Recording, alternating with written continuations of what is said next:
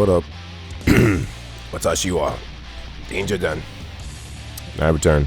Some more Guiltygear-Strive action. Starting off with the run back from yesterday. Cosmic Marvels. And Chip. Mankind. So, good morning. Because, you know, it's morning when I'm doing this. And, yeah, we managed to get the set on this chip at the end of the last video. So I'm pretty sure we can get this run back. We're gonna begin working our way up, trying to get that VIP status, you know? It's not easy. It's really not, you know? Oh, what the hell was that? Alright, I can tell you with about 90% certainty that jump heavy slash was supposed to be super. And he was supposed to get punched into next week. So hopefully your week is going well so far. Mine is okay. Just can't seem to get into a good mood, which is unfortunate, but I'm used to it. Ooh, got him with the mix. You always see that banner bringer, and you're in the air, so it's either high or low. It's definitely worth the meter, especially if it'll get you in an advantageous situation. And you build meter in this game rather quickly, so I wouldn't feel a way about using it. That was a good DP. That one wasn't. I mentioned this before, but you know, the online warrior code seems to be, if I got hit with a DP, I should probably do a DP in return. Take game one. So I've been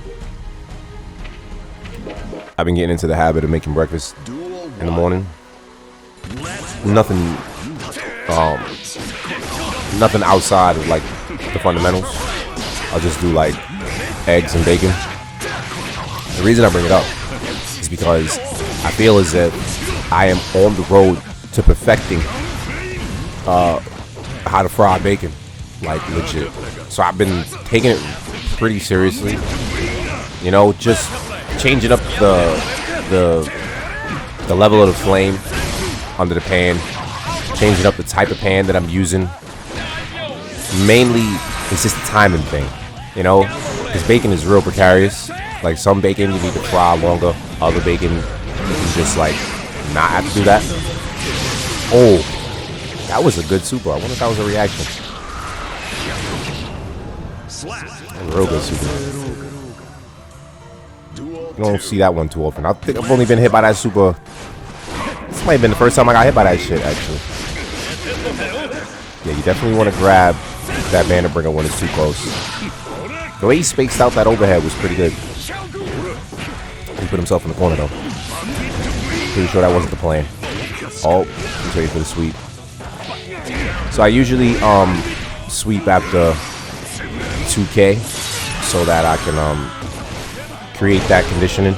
He definitely went for super there. But it ain't instant startup. That was weird. I said let's rock twice. Or maybe that was just on my end. But yeah, it's really about timing. You know, recognizing when the bacon is finished. It's a lot like, not a lot like. One thing that I do is I listen for the sound. Because, you know, when bacon is done cooking, it won't be frying and the grease won't be popping. But the thing about bacon that's like confusing is you gotta cook it on both sides, right? You take game two. You gotta cook it on both sides, and like one side can be pretty much fully cooked and the other side can be partially cooked, right? So then when you flip it, the other side doesn't take as long to fry as the first side. Maybe take the set. And unfortunately, send this man lower into the 9 circles. Hey. It ain't our fault. Feel me? It's either them or us. Plain and simple. That's all it ever is. It's either them or us. Are you ready? But yeah. And then, you know, you gotta take in mind the kind of bacon you got. Like, we got this real thin bacon right now. I don't really fuck with it. We usually get like the boar's head, the thick cut bacon. Now that shit is real tricky because it takes a lot longer to fry that thick cut bacon than it does normal bacon. That shit is like 5 slices of bacon combined to make 1 slice of bacon. That shit takes much longer to fry. It's going to game 2 against Ramafall. Starting it up. Whoa, what you doing? I vortex against Ram a lot because I always look for the timing on how Ram players like to swing their swords. And I pretty much just go off that. Everyone's timing is normally the same, and everyone pretty much does the same thing. As you can see, when she gets you in the corner, she's almost definitely going to shoot, but she won't shoot mid-screen. And you see when she's waiting for her sword to come back, most Ram players don't often make the mistake of giving up their swords. And you see, I'm not understanding that she only has 1 sword, so her range is effectively cut in half.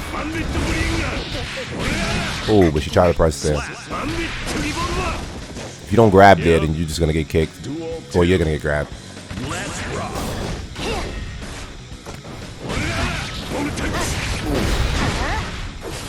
Yeah, speaking of breakfast, I'm making breakfast after I'm done with this. Ooh, blocking that. You know, a lot about fighting Ram is just being patient and waiting for your opportunity to get in on her. Because she's not particularly a zoner. She's just like really strong at the mid-range, but she still controls a lot of space. So you have to work your way in. But once you get in, it's not that difficult to stay in. She don't have super, but she doesn't really have a way to get you off her. And I 100% knew that she was going to shoot there. 100%. 90% of Ram players attack in that situation. Like, 2 times you'll see Ram almost definitely always swing. After a burst and after a wall break. Oh, look at this. On our way up. 1 match. And we are back to the celestial floor. Back to heaven we go. Alright. So, I can feel it. I can feel that we're gonna break through. We're gonna get that gold ticket. I can just feel it. That shit is happening. And it's happening soon. Might even be in this video. So, I'll usually like to show how behavior on the 11th floor goes. I've been seeing some people talk about it. So I want y'all to look at this. So typically on the 11th floor, you see people, they just find somebody to fight. And that's all they do. They just fight that one person and then they pretty much leave. And everybody else either is walking around pretending like they want to fight. Or you got people who will actually fight you, but they're going to see who you're using first. Right? So we're standing here waiting for a fight because this is typically how it goes.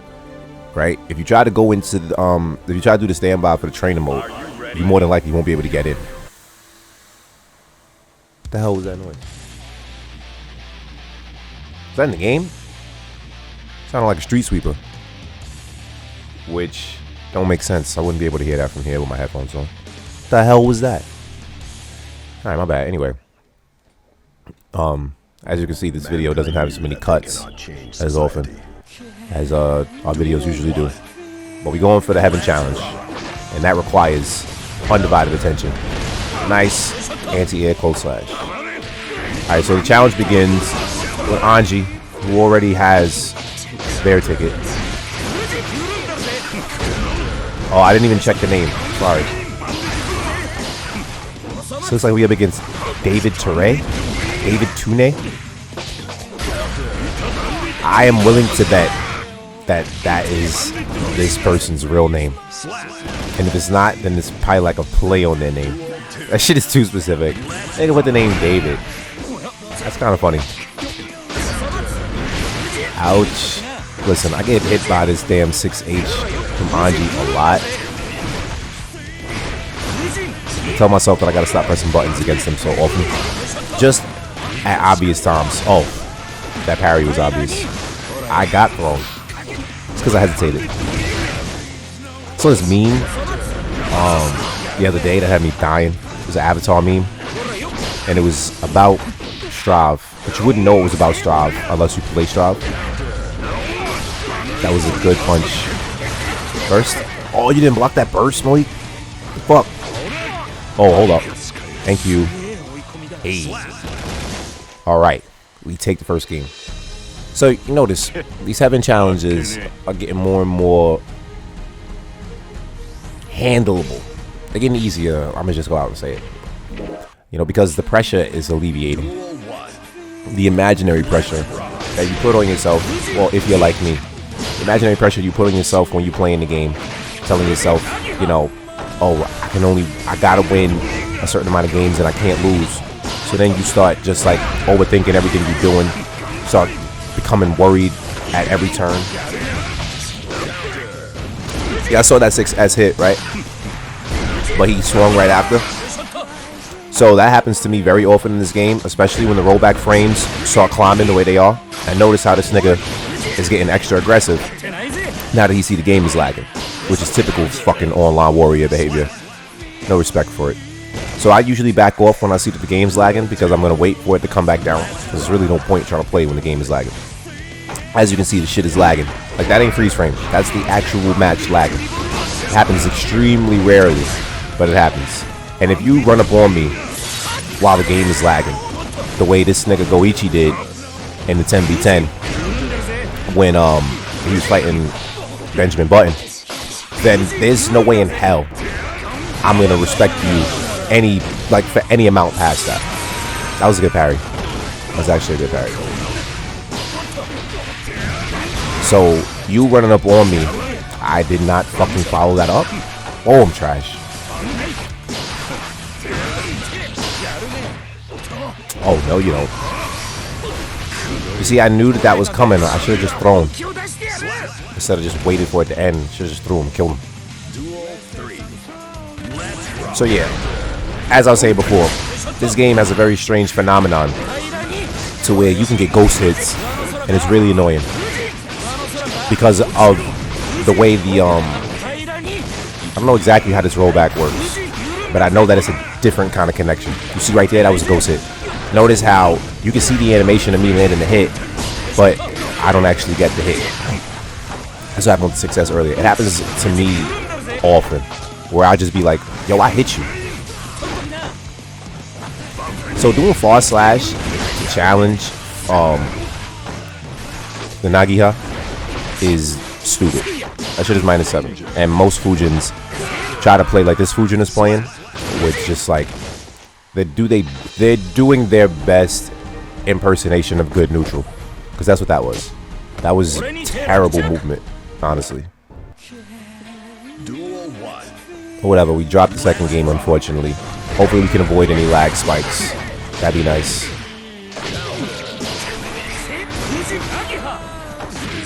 See? Most Anjis will backdash after that. Like, most Anjis I fight, they just backdash after the low. If the low didn't hit you, should have 5K'd. If the low didn't hit you, they'll back off. Ooh. I know how to OTG now, so a lot of matches like here I could have OTG'd and killed. Oof, that was a good parry. That was a good parry. You figured that I would press a button on that butterfly, which I did, and I'll press it again.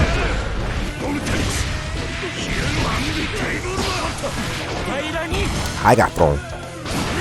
Well, my timing has improved on wake up throws considerably.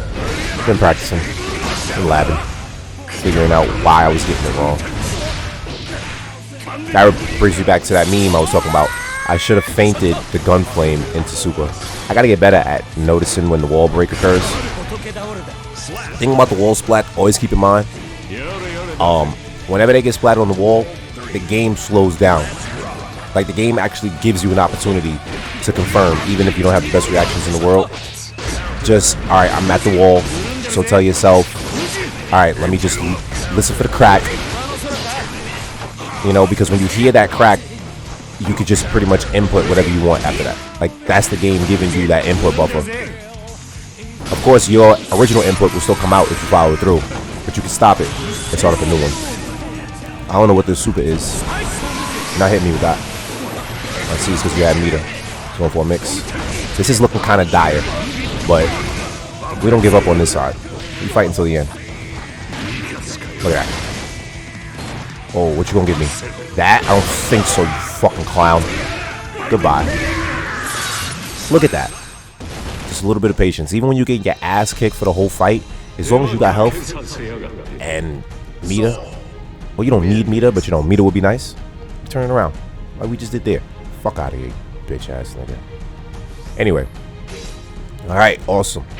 Now we just gotta win 3 straight. Completely and totally understandable. Ugh. But yeah, so you see we got the dub there.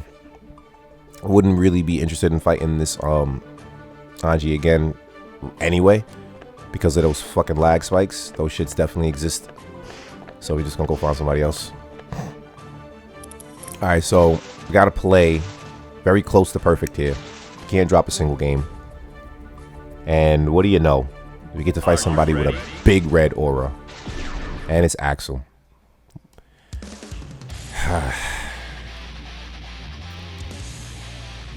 Axel on level 1467. Zohan.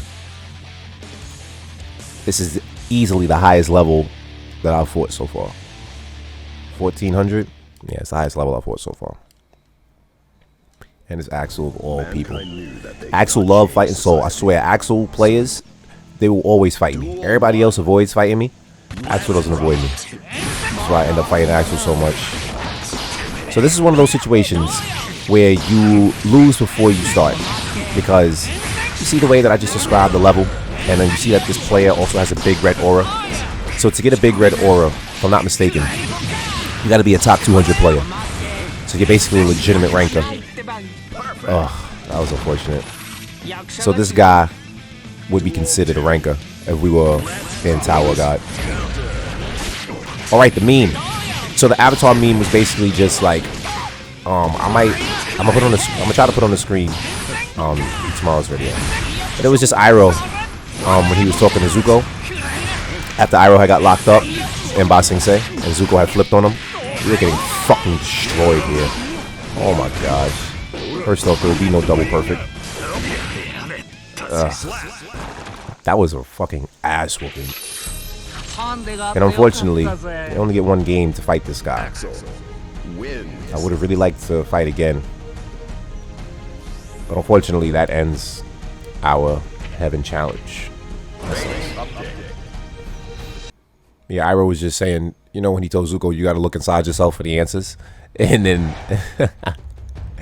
in the fucking next one, like in the next part of the meme, the nigga goes, if you timed your meaty properly, why did you get hit by the wake up throw? Yo, that shit had me dying because it applied to me like directly. But unfortunately, we're going to have to go back to hell and fight our way back to those gates. But it will be done. And be sure to tune in for that. And yeah, that's all I got.